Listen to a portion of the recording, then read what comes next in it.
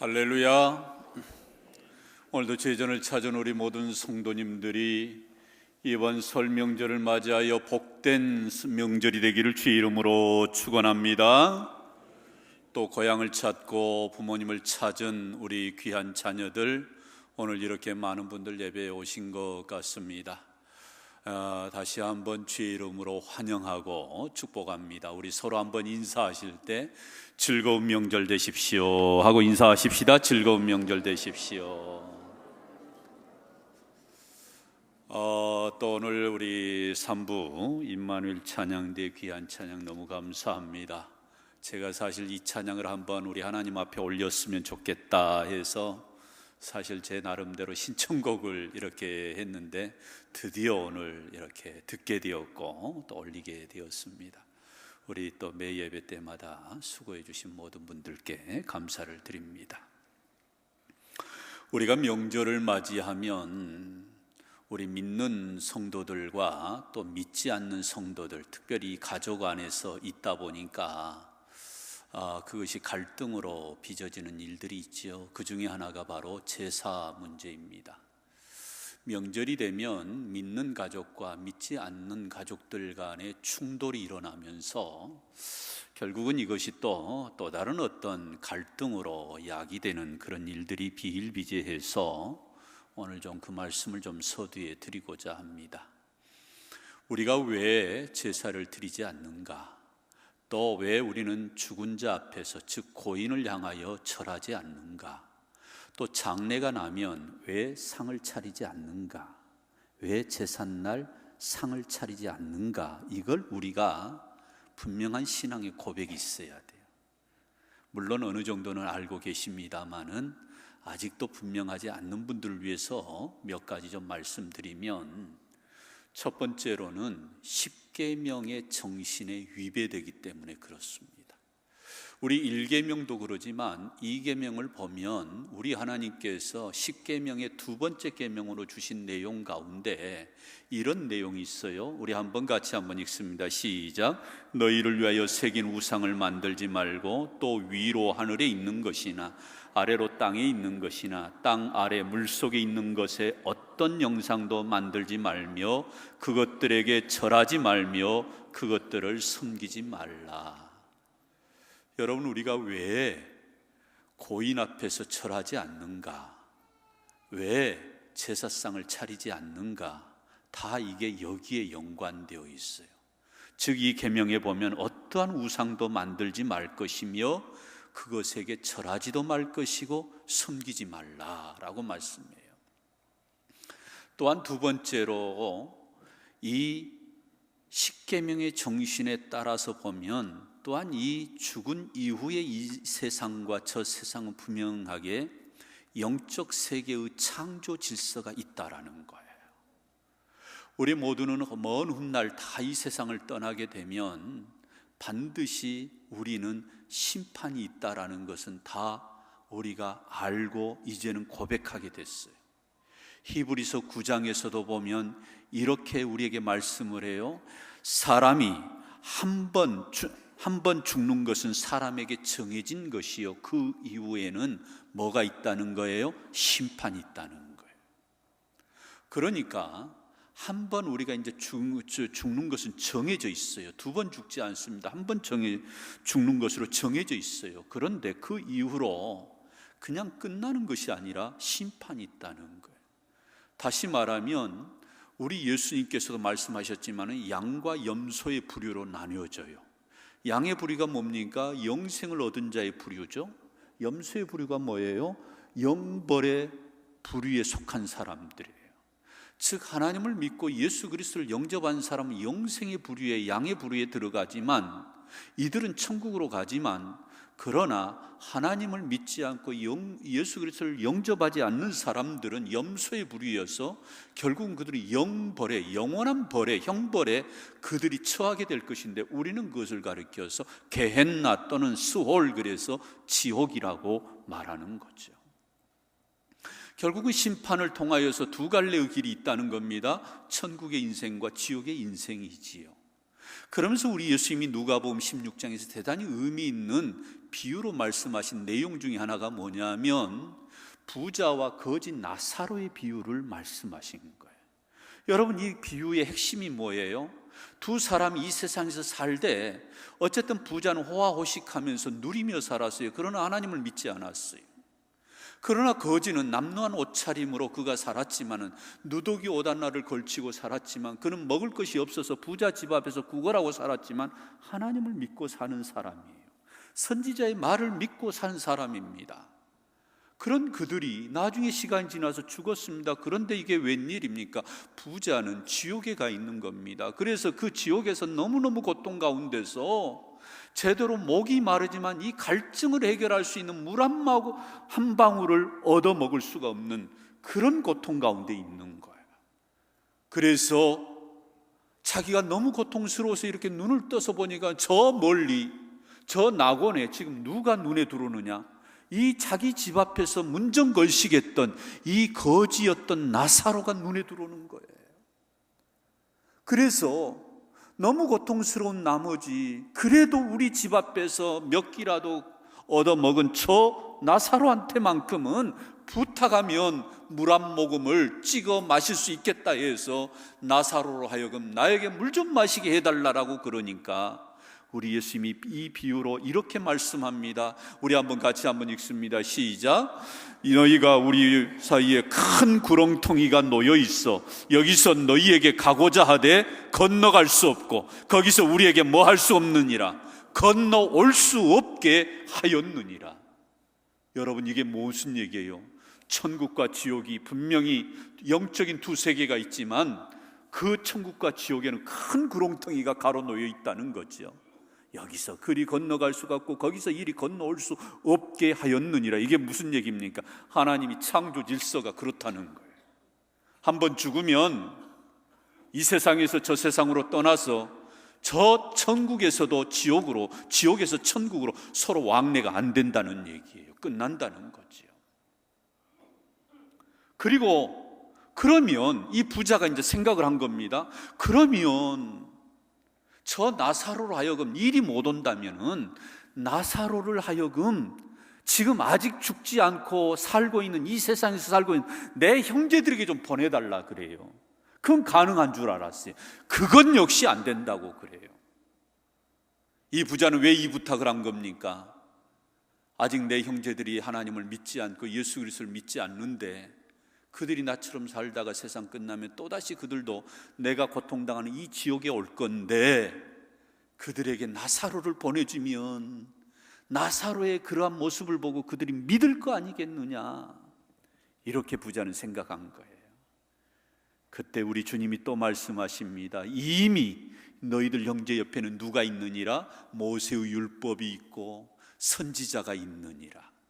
이미 너희들 형제 옆에는 무등교회 성도들이 있고 무등교회가 있고 무등교회 전도인들이 있기 때문에 그들을 통해서 복음을 들으면 그들은 영접하여 저 천국에 갈 수 있느니라, 그 얘기예요.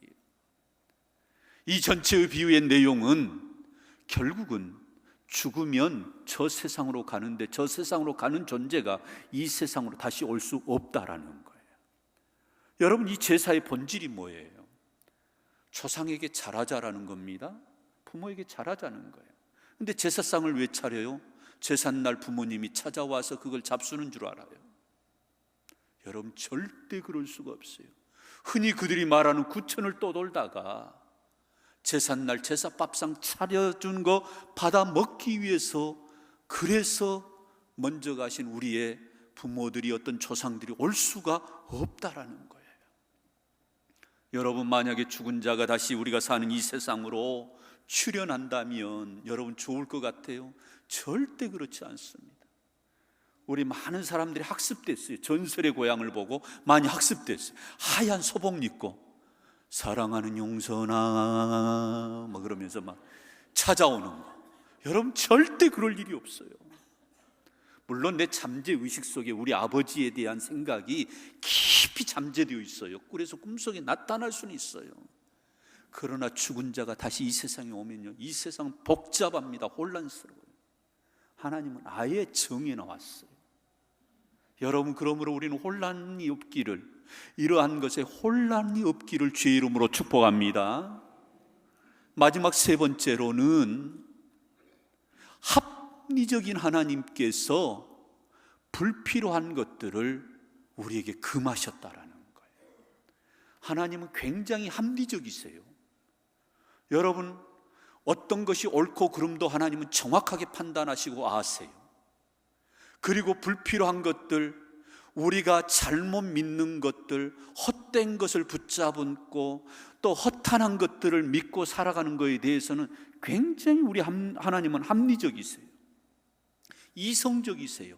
지성적이세요. 전지하신 분이십니다. 그런 하나님께서 아예 1계명으로, 10계명의 1계명으로 이렇게 말씀했어요. 같이 한번 읽습니다. 시작. 너와 나의 와이는, 죄송합니다, 너는 나 외에는 다른 신을 내게 두지 말지니라. 여러분, 이 말씀을 많은 사람들이 또 오해를 해요. 너는 나 외에는 다른 신을 네게 두지 말라, 이 말은 그럼 하나님 말고 또 다른 신이 있다는 말인가 오해를 해요. 아니요, 그렇지 않아요. 그래서 사실상 이 계명, 1계명을 가장 정확하게 표현해 준 말씀이 이사야 44장 6절에 나와 있어요. 우리 함께 봉독합니다. 시작. 나 외에는 다른 신은 없느니라. 믿습니까? 유일신을 얘기하는 거예요. 야, 너 나 외에는 다른 신을 내게 두지 말라. 쓸데없는 짓 하지 말라라는 거예요. 하나님은 유일하신 분 한 분밖에 없는데 왜 자꾸 우상을 만들고 그것을 섬기고 그것에게 절을 하고 복을 비느냐, 이 말이에요. 여러분, 중요한 것은 어떠한 우상도 거기에는 생명이 없어요. 어떠한 우상도 내가 복을 구한다고 해서 나를 알아보는 그러한 생명의 인격체가 그 안에 없어요. 여러분, 우리가 왜 고인 앞에서 인사를 안 합니까? 이미 그 존재는 이 세상을 떠나서 저 세상으로 가버렸어요. 육체만 남아있을 뿐입니다. 내가 절을 한다고 내 절을 받지를 않아요. 우리는 인격과 인격끼리, 사람과 사람끼리는 절을 해야 됩니다. 왜요? 내 절을 받는 인격이 있잖아요. 대상이 있잖아요. 그러나 죽은 자 앞에서 또는 무덤 앞에서는 절을 안 하는 거예요. 이미 십수년 전에 흙으로 돌아갔기 때문에 그냥 거기에 묻혀 있을 뿐이지, 내가 그 무덤에 가서 절을 한다고 그 조상이 나에게 복을 줄 수가 없어요. 죄송합니다. 제 가족 얘기에서 저희 집안의 장소는 강진에 계신 저희 형님 댁이에요. 도안면 덕설이 70번째 사시는 분이신데, 여러분, 명절에 제가 4학년 때, 5학년 때, 6학년 때 이제 아버지를 따라서 가면 현조, 증조, 고조, 그리고 할아버지 이렇게 한 5대 그 선산이 있어요. 그러면 저희들은 뭐 챙겨가고 하냐면 소주 대병 있죠. 큰 거, 정종, 이거 우리는 챙겨요. 과일. 아야, 그거 챙겼냐? 예, 챙겼습니다. 가지고 한 잔 따라주고, 뭐라고 한 잔 따라주고, 그리고 사과나 배 한 두 쪽 이렇게 깎아서 거기다 딱 놓고, 뭐라고 형님이 하시냐면 장손이 하신 말씀입니다. 좀 형님이 숨이 가쁘신 분이세요. 호흡하는 것이 굉장히, 이제 이거 잡수시고 우리 후손들 많이 복 좀 주세요, 그래요. 우리 후손들 복 좀 주라는 거예요. 여러분, 마음은 그런 마음이지만, 미안한 말이지만 없어요. 나에게 복을 줄 대상은 그 무덤이 없다, 이 말이에요. 그럼 어디인가 있겠죠. 들으시고 주라는 뜻이죠? 아니요.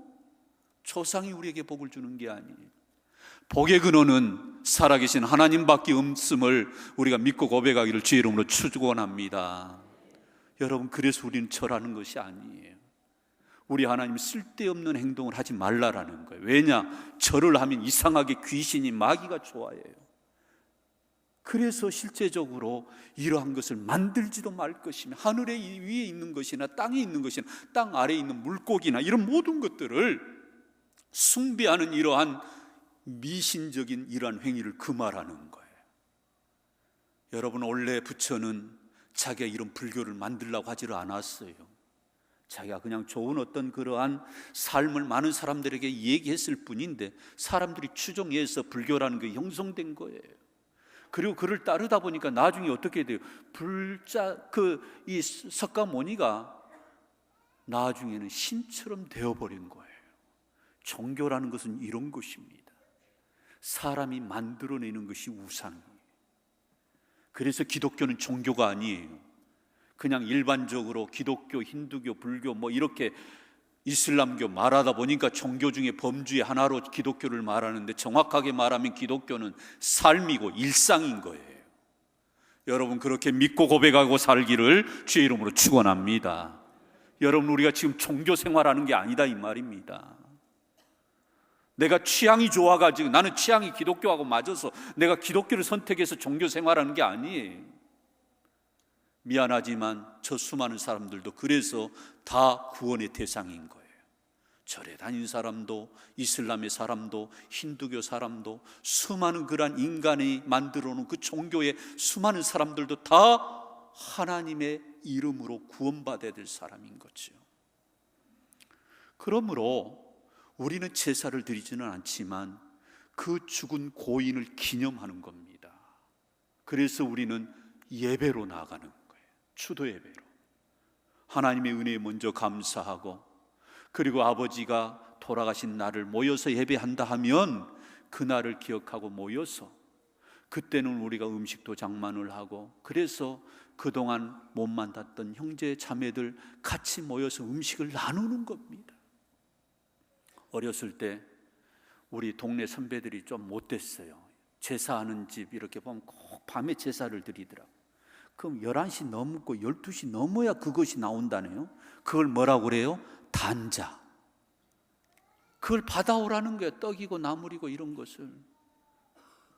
잠을 자야 되겠는데 11시 12시에 그게 나온대요. 왜냐하면 조상이 먹고 가야 되니까. 딱 쓰러지겠더라고요. 그래가지고 그거 이렇게 몇 덩이 먹으려고 우리들 막 이렇게 그냥 심부름 시키는 그 선배들, 저는 지금도 그 기억이 생생합니다. 여러분, 절대 그럴 수가 없어요. 우리는 예배하는 겁니다. 그래서 예배하고, 오늘 우리가 드린 예배 모범 있죠? 다 미리 하루 전날 내일 정하세요. 야, 사회는 네가 봐라, 기도는 네가 해라, 말씀은 네가 읽어라. 가족들끼리 다 정하시고, 그리고 찬송하고 예배하는 거예요. 그리고 이제 예배 끝나면 이제 아빠가, 엄마가 이제 자녀들에게, 손주들에게 덕담하는 거예요. 저희 어머님은 꼭 덕담하라 하면은, 아야, 올해도 어쨌든지 건강해라, 이제 이런 말씀을 많이 하세요. 엄마 좀 멘트 좀 바꿔요. 나는 이거밖에 없는디야, 그래요. 항상 그 말씀이에요. 다 부모의 마음이죠. 우리는 좀 이번에는 품격 있게 자녀들에게, 우리 부모님들이 이렇게 덕담하시면 좋겠어요. 하나님이 너를 지키시기를 원하며, 하나님이 너에게 은혜 베푸시기를 원하며, 하나님이 너에게 평강 주시기를 원하노라. 여러분, 이렇게 덕담하시고 자녀들은 아멘으로 받을 수 있기를 주의 이름으로 축복합니다. 우리 이렇게 예배하는 거예요. 오히려 더 의미를 찾는 겁니다. 아버님의 돌아가심을 기억하고, 우리에게 해주셨던 그 아버지의 그 사랑을 기억하고, 아버님이 우리 이렇게 해주셨는데, 어머니가 우리 이렇게 해주셨는데, 이걸 추억하는 거예요. 그리고 형제간의 의를 다지고 우애하는 자리가 바로 이 명절입니다. 그러므로 우리는 제사상 차리는 게 아니고 홍동백서, 무슨 뜻인지 알죠? 제사상 차리는데 다 유교가 규칙을 정해놨어요. 붉은 홍자, 빨간 것은 동쪽에, 하얀 것은 백쪽에, 이 서쪽에 놓으래요. 조율, 이시, 하여간 별 그런 법칙들이 다 있어요. 국물은 어디에, 또 이 나물은 어디에. 여러분, 그런다고 조상이 옵니까? 안 와요. 여러분, 꼭 명심하시고, 이 예배 모범, 우리가 나눠드린 이 예배 모범을 가지고 살아계신 하나님께 예배하고, 부모님이 우리에게 베풀어 주신 그 은혜를 추억하고 기념하는 복된 명절이 되기를 주의 이름으로 축원합니다. 그런 의미에서 오늘 본문은 예배에 관련된 그런 의미를 우리에게 다시 한번 새기게 하신 우리 예수님의 말씀이지요. 우리 예수님이 의도적으로 사마리아를 가신 겁니다. 당시 유대인들과 사마리아는 상종하지 않는 서로 철천지 왼수지간으로 살았어요. 그런데 이 사마리아 수가성 여인을 우리 예수님 만나기 위해서 그곳으로 일부러 가셨어요. 그런데 이 여인은 삶이 기구합니다. 복잡해요. 과거에 남편이 5 있었어요. 그런데 지금의 6번째 남자도 자기의 현재 남편이 아니고 남의 남자예요. 얼마나 과거가 복잡합니까? 그런데 이 여인이 예수님을 보니까 예사로운 분이 아니세요. 그래서 이 예수님에게 선지자의 느낌을 받아서 20절에서 예수님에게 이렇게 질문합니다. 같이 한번 읽습니다. 시작. 우리 조상들은 이 산에서 예배하였는데 당신들의 말은 예배할 곳이 예루살렘에 있다 하더이다. 사마리아 사람들은 지금 축복의 산이라고 불려지는 그리심산에서 예배를 해요. 그러나 그들이 예루살렘에서 예배하지 못한 것에 대한 그런 어떤 한이 있어요. 그래서 실제적으로 그들은 기도 처소 정도로밖에 이용하지 않아요. 그렇기 때문에 예루살렘 성전을 가고 싶으나 유대인들이 반대하기 때문에 이 사마리아인들은 그리 갈 수가 없어서 제대로 예배할 수가 없어요. 그래서 우리 조상들은 이렇게 이 산에서 예배했는데 당신들의 말은 지금 예루살렘에서 예배를 해야 된다는데 우리가 갈 수가 없다, 이렇게 얘기한 겁니다.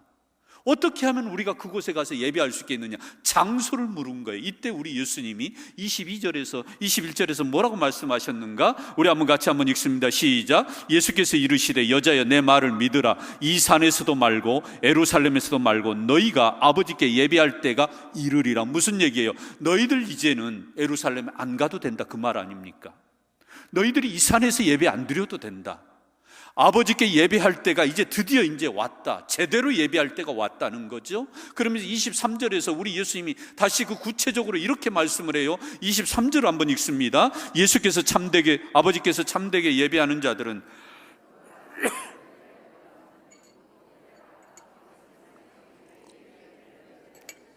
뭐 하느니라? 찾으시느니라. 아멘. 이제 너희들이 아버지께 예배할 때가 왔는데 그 예배는 이제 완전히 달라졌다는 거예요. 어떤 장소의 문제가 아니라 이제는 너희들이 영과 진리로 하나님 아버지께 예배할 때가 왔나니 곧 이때라. 하나님은 이렇게 예배하는 자들을 뭐 하시느니라? 찾으시느니라. 여러분, 예배의 패러다임이 바뀐 겁니다. 지금까지 가지고 왔던 예배의 생각이 완전히 이제 바뀌어지게 되는 거죠. 다시 말하면 예배의 본질을 우리 예수님 말씀하는 거예요. 너희들이 예루살렘에서나 그리심산에서 예배드리는 거 이제는 끝났다. 이제는 영과 진리로 예배하는 것, 이것이 진정한 예배라고 우리 예수님께서 예배의 본질을 말씀하신 거예요. 여러분, 사실 영과 진리로 예배한다라고 하는 이 말의 의미는 굉장히 어려워요. 성령으로 예배한다는 뜻인가? 우리 그렇게 생각하죠. 그러나 본래 이 의미는 하나님도 영적이고 우리도 육적인 존재이긴 하지만 우리에게는 영이 있잖아요. 내 깊은 곳에 내 속사람, 바울은 이 영적인 존재를 속사람이라고 했어요. 내 속사람이 진정으로 영이신 하나님을 예배하는 것. 그러면 내 껍데기인 육체가, 이 몸이 이 성전에 왔다고 중요한 게 아니고 내가 하나님께 예배할 때 내 마음을 담고 내 정성을 담아서 하나님을, 내 속사람이 진정으로 하나님을 예배하는 것, 이게 영으로 예배하는 것이다, 그 말이에요. 여기에 또 이 진리라고 하는 말은, 알레데이아라고 하는 말은 하나의 어떤 우리가 흔히 말하는 진리를 얘기하는 것이 아니라 내 진심을 담아서 내 마음을 쏟아 부어서 하나님 앞에 드려지는 예배, 이게 진정한 진리의 예배라고 말씀하지요. 이 예배라고 하는 말은 프로시네오라고 하는 말인데, 이 말의 의미는 하나님을 경배하다, 이 하나님을 온전히 내가 절한다라는 의미, 그리고 하나님에게 얼굴을 구한다. 여러분, 그러므로 이 프로스케네오라고 하는 이 말의 의미는, 예배의 진정한 의미는 우리가 이 예배당에 들어왔으면 하나님의 얼굴을 구하는, 다시 말하면 하나님의 얼굴을 찾는 그러한 예배자가 되기를 주의 이름으로 축원합니다. 여러분, 이런 우스개 얘기가 있더라고요. 부잣집에서 자란 그런 딸이 있고 또 가난한 집에서 자란 이 남자가 있어요. 근데 이 두 남녀가 서로 어떻게 만나서 사귀다 보니까 결혼하게 된 거예요. 근데 감자를 삶았습니다, 감자를. 근데 이 가난한 집에서 자란 이 남편은 감자를 먹을 때 뭐에다 찍어 먹어요? 소금에다 찍어 먹어요. 근데 이 부잣집에서 자란 딸은 감자를 먹을 때 뭐에다 찍어 먹어요? 설탕에다 찍어 먹어요. 설탕 그런 사람들은 비교적 부유한 집에서 태어나신 것 같아요. 저는 감자는 당연히 소금에다 찍어 먹지 그러는 생각을 해요. 그런데 이게 이제 서로 맞냐 틀리냐 가지고 얘기하다가 이게 싸움이 돼 가지고 이게 이제 사니 못 사니 해 가지고 이혼하겠다고까지 일이 확대된 거예요. 그래 가지고 이 문제 가지고 법정을 갔습니다. 가만히 자초지종을 들어본 판사가 뭐라고 말한 줄 아세요? 저는 간장에 찍어 먹습니다. 그런 거예요. 여러분, 뭘 찍어 먹는 거예요? 이것은 비본질이에요. 비본질. 여러분, 여기에서 예배할 것이냐 밖에서 야외에서 예배할 것이냐, 이것은 본질이 아니에요. 저와 우리 모두가 예배할 때 본질, 영과 진리로 하나님을 프로스케네오, 하나님을 온전히 예배하고 하나님의 얼굴을 구하는 저와 우리 모두가 되기를 주의 이름으로 축원합니다. 그럼보다도 구체적으로 우리의 삶에 적용할 수 있는 영과 진리로 예배하는 삶이 뭐냐 그 말이죠. 첫 번째로는 실제적으로 우리가 하나님 앞에 예배할 때 우리는 감사의 마음을 담아서 진정으로 하나님을 예배하는 거예요. 그러니까 이 예배 자체에 내가 영과 진리로 내 속사람이 하나님을 향하여 예배한다라고 하는 것에 이 신앙의 표현은 충분히 이 신앙이 감사로 고백이 돼야 된다는 거예요.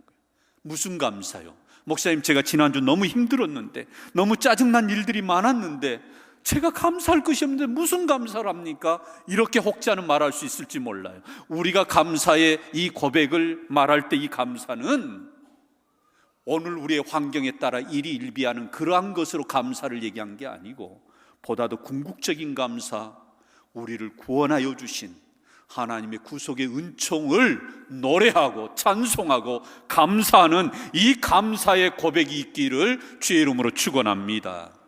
여러분, 이 예배 가운데 우리가 항상 나와서 고백해야 될 것은 나 같은 죄인을 살려주신 것에, 나 같은 사람을 구원하여 하나님 백성 삼아주신 것에 우리가 감사의 고백으로 우리가 하나님 앞에 나아가기를 주의 이름으로 축원합니다. 이게 진정 예배자의 모습이라고 하는 거지요. 여러분, 어느 날 초등학교 3학년 아들이 어머니에게 용돈이 필요해서 꾀를 낸 거예요. 그래가지고 이제 편지를 씁니다. 그래서 이렇게 편지를 썼어요. 엄마 보세요. 청구서, 동생 봐준 거 1,000원, 청소했던 거 1,000원, 수학 만점 맞은 거 1,000원, 아빠 구두 닦아준 거 2,000원, 내일까지 도합 5,000원 주세요 하고 편지를 써놨어요. 외출하고 돌아온 엄마가 이것을 보았습니다. 참 기가 차지요. 그래서 엄마가 5,000원을 딱 준비해가지고 주려고 이제 뽑으면서 거기에다가 다시 아들에게 쓴 거예요. 사랑하는 아들아, 네가 청구한 금액을 내가 다 줄게. 너는 내 뱃속에서 10달 동안 있었던 것 공짜. 지금까지 내가 너를 먹여주고 입혀준 것도 공짜. 네가 아팠을 때 내가 병원에 데리고 갔던 것도 공짜. 네가 공차다가 뒷집 유리창 깬 것도 공짜. 앞으로 너에게 들어갈 모든 돈도 공짜. 하도 많아서 이만 줄일란다 하고 썼어요. 그리고 그 밑에다 엄마가 한 줄 더 붙였어요. 사랑하는 아들아, 나는 너에게 청구할 것이 하나도 없다. 왜냐하면 나는 내 엄마이니까. 여러분, 아들과 엄마의 차이가 이렇게 달라요. 그런데 우리가 하나님을 예배할 때 아들 같은 마음으로 올 때가 많아요. 하나님, 저 이렇게 했어요. 이거 주세요. 하나님, 이렇게 해주세요. 우리가 마치 맡겨놓은 거 찾아가는 것처럼 하나님에게 예배하러 온 우리의 모습이 이럴 수가 있다는 거예요. 그러나 우리 하나님의 마음은 그럴지라도 우리 하나님은 이렇게 말씀하십니다. 사랑하는 아들아, 내가 내게 생명도 주었고 건강도 주었고 필요한 햇볕과 공기와 물도 나는 너에게 주었단다. 네가 필요한 모든 것을 나는 다 허락해 주었단다. 네가 죄를 지었을 때에 내가 너를 참아주었고, 네가 회개하고 용서를 구할 때 나는 한없이 너를 용서하였단다. 나의 하나밖에 없는 사랑하는 아들을 저 십자가에 달려 죽게 하기까지 나는 너를 이렇게 사랑했단다. 왜냐하면 나는 너를 사랑하는 하나님이니까. 여러분, 이것이 우리가 믿는 하나님이라고 한다면 나를 구원하여 주시는 이 하나님 앞에 절대 감사하면서 구원의 기쁨과 감격을 가지고 우리가 감사의 마음을 담아서 하나님을 예배하기를 주의 이름으로 축원합니다.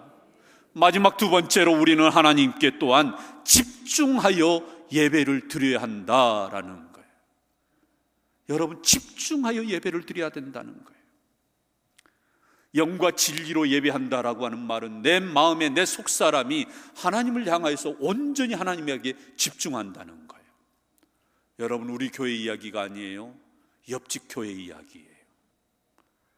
하도 요즘 신천지들이 활개를 치고 교회 잠입을 하니까 교회가 굉장히 이제 경계심을 가지고 발본색원까지는 아닐지라도 어쨌든 가려내야 되잖아요. 쫓아내야 되잖아요. 그래서 이제 나름대로 이제 이렇게 방송실에서 영상을 목사님 쪽으로 이렇게 화면 하나를 딱 카메라로 잡고 다른 카메라 하나는 혹시 이제 신천지가 없나 하고 이제 이렇게 보는 거예요. 근데 이상하게 신천지는 잘 안 보이고 뭐가 많이 보였을까요? 많은 분들 중에 그렇게 많은 젊은이들이 또 많은 분들이 스마트폰을 한다고 하나요? 예배 중에 보니까 이 신천지 교인들이 어디에 좀 있나 하고 봤는데 예배에는 집중 안 하고 이거 한다는 거예요. 우리 교회 말고 저 옆에 집 교회. 우리 모두는 예배할 때 하나님을 집중하기를 주님의 이름으로 축복합니다. 미국 워싱턴 DC 백악관 바로 옆에 있는 교회 하나가 있어요. 성공의 교회입니다. 이 교회의 특징은 미국 백악관의 관료들과 그리고 미국 대통령이 주일이면 예배를 참석하는 교회다 보니 이게 많이 알려져서 많은 사람들이 대통령을 보기 위해서 이 교회에 오는 거예요. 그러니까 예배를 드리기보다는 대통령 보기 위해서 예배를 참관하는 거죠. 하루는 이 성공의 신부에게 전화가 왔어요. 예, 신부님, 이번 주 대통령이 예배 참석하십니까? 하고 전화가 왔어요. 이때 이 신부가 명답을 얘기한 겁니다. 이번 주 대통령이 예배 참석하실지 안 하실지는 모릅니다. 그러나 우리 예배에 하나님이 참석하십니다. 할렐루야. 하나님이 이 예배 가운데 임하고 계심을 우리가 믿고 고백하기를 주의 이름으로 축원합니다. 하나님 보러 와야지요. 누가 예배를 참석했다 안 했다 이것에 일이 일비하면 안 돼요. 제가 목포에 있을 때에 김항식 국무총리가 F1 경기 이 테이프를 오후에 끊어야 된다고 그래서 일정이 잡혔는데 이왕 오신 길에 복음교회 와서 예배 드리겠대요. 여러분, 근데 놀라운 것은 이 목포 경찰서에서 한 20여 명이 우리 교회를 이틀 전부터 방문을 하더라고요. 동선을 체크하고 오시면 어디를 앉고 그리고 끝나고 목사님 잠깐 뵙고 헬기로 F1 경기장으로 갈 겁니다. 다 동선을 체크해 주는데 토요일 날 와서 또 자기들이 동선을 체크해요. 근데 정말 저한테 그러시더라고. 한 기관장이 예, 아무개입니다. 예, 어떻게 전화하셨어요? 예, 내일 총리님이 오신다는데 한번 찾아뵙겠습니다. 그러더라고요. 여러분, 물론 우리가 이해하지요. 정치적으로 그 필요할 수 있겠지요. 그러나 성도 여러분, 저와 우리 모두는 예배하는 자로 하나님을 배우러 나올 수 있기를 주의 이름으로 축원합니다. 어떻게 하면 우리가 영과 진리로 예배할 수 있겠는가? 궁색하지만 예배 캠페인을 좀 벌리려고 그래요. 제가 한번 5가지를 썼는데 이거 한 2달 동안 주보에 나갈 거예요. 어떤 내용일까요? 첫 번째는 이런 내용이에요. 예배 10분 전 들어오기예요. 몇 분 전이요? 10분 전. 일찍 오세요. 그래서 하나님, 한 주간 내가 이렇게 살았습니다. 먼저 기도하시고 그리고 하나님을 배우는 거예요. 또 두 번째로는 뭐예요? 스마트폰 만지지 않기. 하나님께 집중하는 것입니다. 세 번째로는 뭐예요? 예배할 때 온 마음 정성으로 하나님에게 경배하기.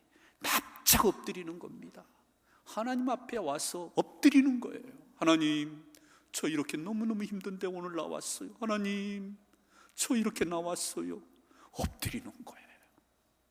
네 번째로 뭐예요? 예배할 때 하나님이 나 같은 사람 살려주신 것, 구원해 주신 것, 그 은총에 우리가 다시 한번 감사하기. 마지막 5번째로 뭐예요? 예배할 때 하나님께서 하나님께 우리의 삶을 온전히 맡기기. 하나님, 내 아들 내가 맡깁니다. 하나님, 한 주간의 삶을 주 앞에 올려드립니다. 하나님, 나 지금 너무나도 어려운데 하나님, 내가 이거 맡깁니다. 맡기고 돌아가는 거예요. 그러므로 저와 우리 모두가 하나님이 기뻐하시는 이 예배에 우리가 이렇게 영과 진리로 예배하기를 주의 이름으로 축원합니다. 오늘 한국교회의 비극 가운데 하나는 내가 원하는 예배를 찾아요. 여러분, 내가 원하는 예배를 찾지 마시고 하나님이 원하시는 예배를 우리가 드릴 수 있기를 주의 이름으로 축원합니다. 하나님이 찾으시는 예배자가 되기를 주의 이름으로 축원합니다. 영과 진리로 예배할지니라. 그러므로 이 믿음으로 승리하는 우리 온 무등의 권속들이 되기를 주의 이름으로 축원합니다. 은혜로우신 아버지 하나님, 참으로 우리 모두가 하나님이 찾으시는 예배자가 되게 하시고 영과 진리로 예배하는 주의 권속들 되게 하여 주시옵소서. 지금은 우리 주 예수 그리스도의 은혜와 하나님의 그 크신 사랑하심과 성령님의 인도 교통하심이 온전히 하나님을 예배하는 자로, 영과 진리로 예배하는 자로 다시 한번 살아갈 것을 결단하는 우리 온 성도들 위해 지금부터 영원토록 함께 계시기를 축원하옵나이다. 아멘.